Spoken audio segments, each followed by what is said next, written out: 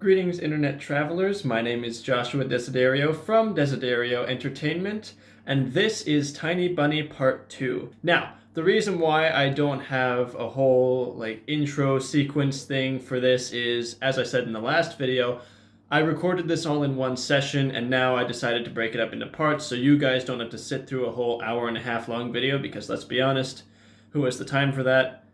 Certainly not you. You're busy. You got schoolwork to do. So anyway, yeah, part 2. Gonna let Past Josh take it away now. Let's go!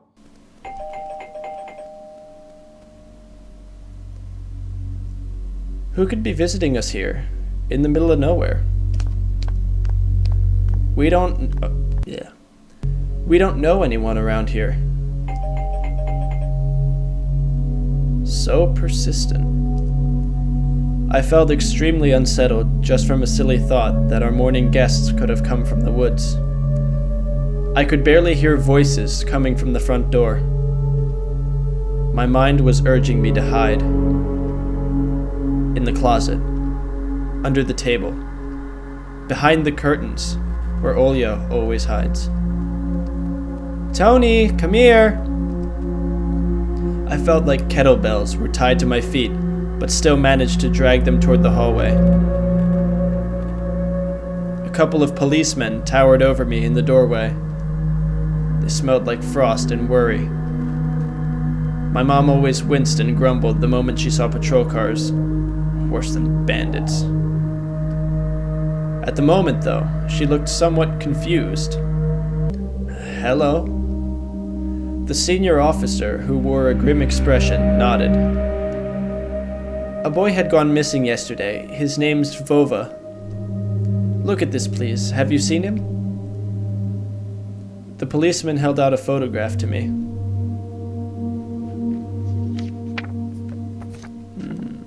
Okay, so there's some missing kids.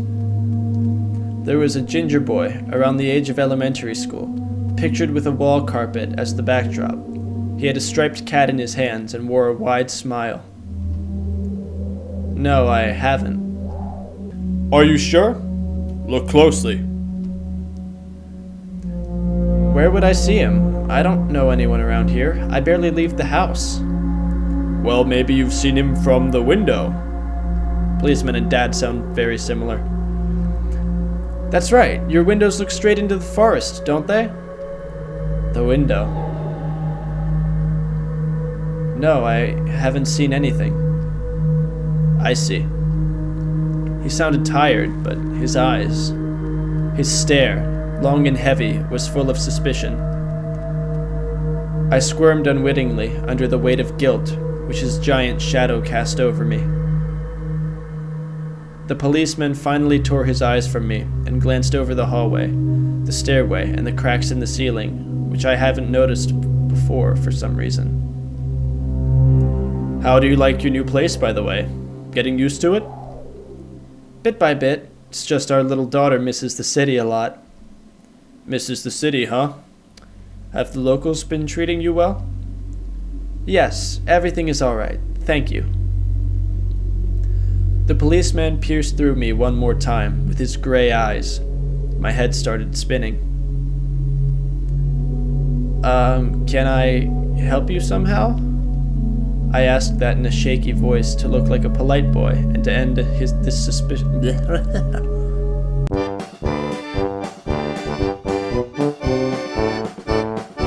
I asked that in a shaky voice to look like a polite boy and to end this unpleasant conversation sooner. Now that I think about it, you look just like one of my nephews, little fella. He's a witty boy around your age. Wears the same type of goggles. Nerd. Always engrossed in reading those mystery novels. Told me he wants to enroll in police school when his family visited this summer. Wanted to help other people, just like me, see? I felt uncomfortable, as if a distant relative and not a police officer stood before me. You know what? Little boys like you should stay at home. Steer away from trouble. The times have changed so much. Mom interjected in a cold voice. You don't say. Ah, well then. What grade are you in, Tony boy? 6th. Have you made any friends here so far? Not yet. I'll be going to school for the first time after the break. Ah, then I'll leave you my number just in case. Call me if you have any new info. The policemen were gone, along with their shadows, the smell of cheap cologne and the photo of a smiling boy. His face still stood before my eyes. I wondered what it was like for him, being all alone, there. For some reason I thought of the forest, swaying in the wind. What did his poor parents feel? And what would my parents do if I'd gone missing? Would they cry and thrash around hysterically? Or would they accuse each other, just like they always do, and forget about me eventually? Oh, man. Mom, this Vova, did he go missing in our forest? Seems like it. Poor child. I looked out the window, at the road. The police UAZ drove off toward the village. The officer's nephew came to mind when I was splitting off old paint from the windowsill. I remembered all the teenage mystery novels from the Black Kitty series I've read this summer. Your average boys and girls invested all sorts of mysteries there. They looked for clues, spied on suspicious people, and after a set of amazing adventures, bam! Solved any complicated case. They became local celebrities and must have made their parents very proud. I noticed a trail of policemen's footprints that led to the forest, and then it clicked in my head. Why don't I start an investigation of my own? Maybe I'll find that lost boy. And I'll get a reward. Olya will be so happy. And not only Olya, Mom and Dad too. Maybe they'll even forget about their quarrels for a while. Maybe I'll even save us from the D word. Divorce? I fantasized about buying Olya a Tamagotchi, and getting a cassette player and a bunch of tapes for myself, and a whole box of Kinder Surprise. When was the last time our parents bought us any toys? Last autumn, I think. My dad had lost his job at the time. There's that annoying song about it. I had little to no idea what was the accountant's job like. Yeah, they count money, I think. Neighbors used to envy us. But nowadays, Mom and Dad barely had money to afford sweets, and Dad would always divide a single chocolate bar between me and Olya. Sometimes I gave her my share too. No matter how much I wanted to eat sweets, she was still just a pipsqueak. I couldn't wait to go out looking for clues. I'm going outside. Yeah, right. You want the police to go around with your photograph next? The forest is so thick. What if the boy got snatched up by wild animals, or something even worse? Even worse echoed through the hallway. I won't go far. I'll stay away from the forest. Did you hear what I said? Or should I repeat myself? Better go pack your school bag or play with Olya. Sound of splashing water came from the kitchen. All right, Mom. I'm going to my room. Now's my chance. It meant that the argument was over and Mom had the last word. All right. Obviously, we want to get our investigation started, and I really want to go outside, but I'm wondering if these are different paths as well, or if these are just things that I can collect, like if there's stuff inside that I need to go outside. Might as well. Dark, stuffy closet. Mom says it smells like mice, but how would she know their smell? She hates it when I stick my nose in there. She's afraid I'll cut myself on the freshly sharpened axe. Yeah, can I take that, please? I'll need it against the wood demons. And Olya can't even be lured close to it. She thinks Babai is living there. I tried to help her fight her fears once.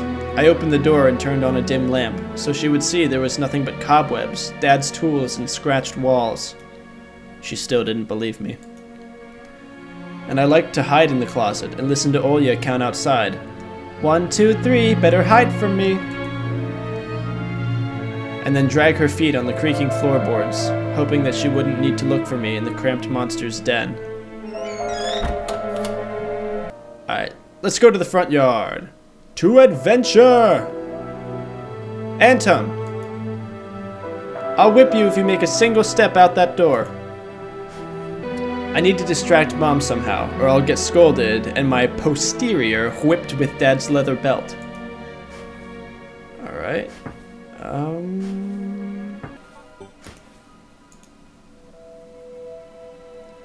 It was difficult to lie to Mom, but there was no other way for me to run away from home. Mom, something's wrong with the TV. The picture is dim and there are stripes all over the screen. Mom's face became visibly disturbed. Ah, you're killing me here. So, have you had enough of shooting those stupid ducks now? I told you the kinescope will go dim because of your console. Where will we find a TV technician in this hole, huh? Maybe it's just the settings? Please go see for yourself. Strange, it worked fine in the morning. Maybe the snowfall caused it. Mom rubbed her hands clean on her apron and went to Olya's room. Alright, sick! Finally, to adventure!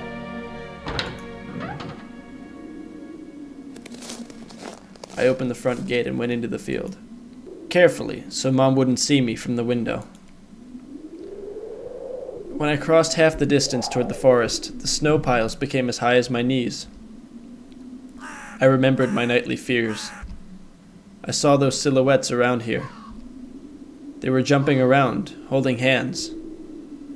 That hypnotizing music started playing in my head all on its own. In the light of day, those distant figures felt like a simple dream. The sun turned my nightmares to ash, but the aftertaste was still there, distant ringing in my ears, distorted shadows crawling on the snow alongside me, and a barely audible whisper in my head, blurry and almost kind. Everything was silent. So silent I felt like the world was totally empty. No ground, no sky, no parents, no Olya. The time reached its limit, a one-way trip that ended at the forest's piney stockade. Sometimes silence was much scarier than any scream. Our parents would scream at each other while arguing, and both me and Olya turned to stone, listening to them. But then always came the ringing silence. Our apartment became numb a couple of days before we departed. It was hard to remember the last time Mom and Dad joked around, laughing, or spent time together, almost like all of it was in a previous life. When they kissed with Olya present, she always frowned and snorted in a funny way. But one day it changed. Something important had left our home, and something scary filled the remaining void. It was as if a fire broke up, and our parents were hurriedly packing our belongings, trying to save themselves and us. From who, though? From the people with dead, cold eyes who sometimes visited us in our previous home? Who's visiting you? The eyes that only saw balls of worms on the black ground in everything. And somewhere far away, a siren was going off, trying to warn us of the coming menace. I shuddered, chasing away my delusions, and looked around. There were only me, this white field, and the wind that was whipping up icy dust and belts of powdered snow. I squinted from the sun and turned my eyes to the sunless frost. It looked especially dark in contrast with the blinding whiteness. Knobby tree roots slithered under the snow like fat snakes. Rotten leaves and coniferous needles froze into the ice. Dry, prickly branches intertwined, bringing up uncomfortable thoughts about fences. Hey, there's a mitten. Were they protecting the forest? Or were they keeping something from breaking out? Some object was hanging from one of the pointy branches. I tried to get closer, drowning in snow, and when I almost got to the edge of the forest, I saw a knitted mitten. It looked like a wounded bird among the hungering semi-dark. Should I take it to the police? Their senior officer looked gloomy, but he still reminded me of Captain Casanova from my favorite TV show called The Streets of Broken Lights. He was also always anxious, with a tired look in his eyes, but still brave and strong. Will this mitten help them find the lost boy? Vova! I heard a distant shout. Looked like it came from the river. I think I heard that in the game, too. Yep, there it is. As if the trees were calling out to someone. Vova resounded closer to me. Someone was standing there, behind the trees, hiding. I knew someone was looking for the lost boy, but still, something was unsettling about that figure. Its stillness, how it was bent unnaturally toward the ground, its blackness. There's no one there, just branches and roots. It's all just my imagination. A nearby bird flapped its wings loudly. Oh! Oh! A shadow split from the tree and disappeared from my sight. I looked away for just a moment, but when I turned my gaze back to the same place, it was gone. So it was my imagination after all. Silence reigned for a painfully long time. We're getting jump scared. I'm calling it. We're getting jump scared. They're gonna jump scare us. Oh dear. My muscles were tightly sprung. My heart was beating somewhere in my throat. Any noise, any little movement, any small whisper from the thicket, and I'd sprint. But nothing of the sort happened. I looked at the mitten once more. Nah, Mama didn't raise no wuss. We're taking the mitten. I decided to take the lonely mitten from the branch. Good choice. It's fine. It's fine. They won't hurt you. A shout rumbled across the field and dissolved into the distance.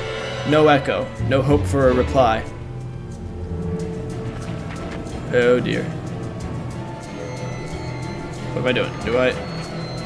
I stepped toward the bristly trees and tried to claim my find. It didn't budge. I pulled harder.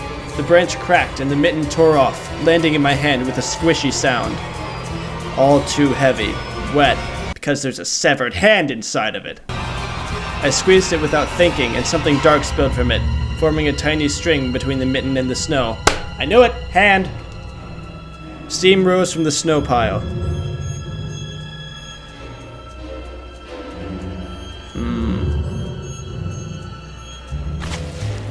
I froze in place, studying my palms in disgust. Red. The sound of cracking branches invaded the silence. I didn't have to think twice before running away. Go, man, go! Someone was chasing me from the darkness, breaking pine branches, closing the distance with giant leaps. Snow was slowing me down. Crazy thoughts flew through my mind. I'll get caught. They'll get me. I'll get dragged into the thicket. I'll be gone forever. But there was one more voice, probably one of reason. It gave me strength, spurred me on. You can do it. Don't stop. I heard an animal roar behind me. It was so loud my ears went numb. It felt like the sound had come from a pack of hungry beasts rather than a single one. Their nostrils sucked in freezing air. They sensed my fear. Two giant wings flapped above my head. An enormous shadow flew over the clearing. A hoot, a wheeze.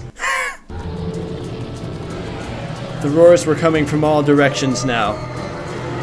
From the dried up raspberry bush, from twisted pines, from under the windfall. Hurry, run, don't look back.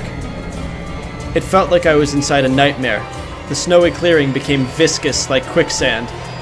I was stuck in place. I pulled my leg from the mushy trap just to be caught in a new one, even deeper than before. I continued to drown, sinking deeper and deeper with every desperate push. Was snow ever this sticky? I screamed in horror after realizing this wasn't snow. Someone or something in the snow pile was clutching my pants. I gathered all my strength and rushed forward. The pressure on my legs was gone, my boots slipped out of the hole, and my soles were on a hard surface again. I reached a clear path with one jump, and from there ran to my house. Its gloomy facade didn't look threatening now. That house was my line of defense from the shadows that flapped their wings and the creatures that were hidden under the snow. I tripped over the doorstep and smashed into the door. In all my hurry, I still managed to notice the claw marks, as if a dog was striking the wood with its paws, demanding to be let in so it could escape the cold. I hadn't noticed these marks when I was leaving. The heartbeat in my ears was much louder than my surroundings. I couldn't hear whether someone was following me or not. What if they were already in our front yard and Mom had locked the door? Drowning in fear, I pulled on the doorknob and it obediently gave way. Whew! I rolled into the hallway and shut the door behind me. Porch planks creaked as my pursuers ascended the stairs. My fingers slipped off the lock and I couldn't click it into place. I gritted my teeth and pulled hard on the iron knob, whipping it between the boards. I stared blankly at the door. Someone was standing on the other side of the pitiful, flimsy barrier that was probably less useful than blankets. Wheezing breath reached into the house and crashed at me in waves. It smelled of pine and sweat. Mom peeked out of the kitchen and chastised me with the same frigid voice she always used when talking to Dad. What exactly didn't you understand when I told you to never slam the door? I didn't mean to. I snuck a glance at the door. The smell was gone. The breath was too. If there was someone in the first place, of course. Here, mere 5 meters away from my mom, my fear was slowly weakening, melting like snow in spring. And with it, the last bit of strength I had left my body too. My legs gave way. I propped myself against the wall so I wouldn't fall over. Mom's expression changed immediately. The cold mask of strictness and detachment was gone. Mom looked the same as before all those quarrels. Oh. She finally saw my condition, my wet pants plastered with snow. Where have you been? What did I tell you, huh? I told you to stay home! Am I nothing to you, too? I got afraid she would cry.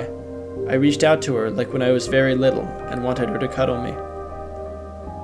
But Mom regained her composure fast and put on her usual face. Her eyes shined like steel. Her voice rang out. Your dad can't find his cigarettes. Be honest, did you snatch them? Were you smoking in secret? There was someone chasing me. I thought... I stuttered as soon as I started explaining myself. Tears welled up in my eyes. Mom leaned toward me and sniffed my clothes like a beast, searching for the smell of tobacco. Then she squinted her eyes in suspicion and looked into the front yard. Her expression changed in an instant, and she covered her mouth with her hand. Look over there, at the fence. My heart started thumping, as if I became prey once again, and my pursuers were following me in the field. I could swear that I've heard something scratch at the door, just like in my nightmare. Mom beckoned me with her finger, and I gathered all my remaining bravery to look into the kitchen window, facing my fear. I could barely discern some hairy silhouettes swimming in snow through the icy winter patterns on the glass. Dogs. Just a small pack of strays, with no name and owner, barely reminding of the hungry monsters that live on the edge of the forest. Oh boy, were you scared of them? I think they'd rather be scared of you, Anton.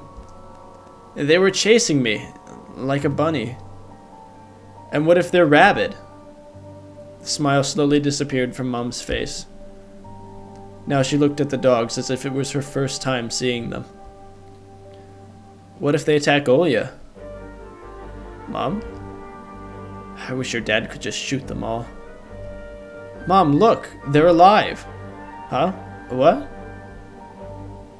Are they your friend or foe after all? Make up your mind. You're not a little kid anymore.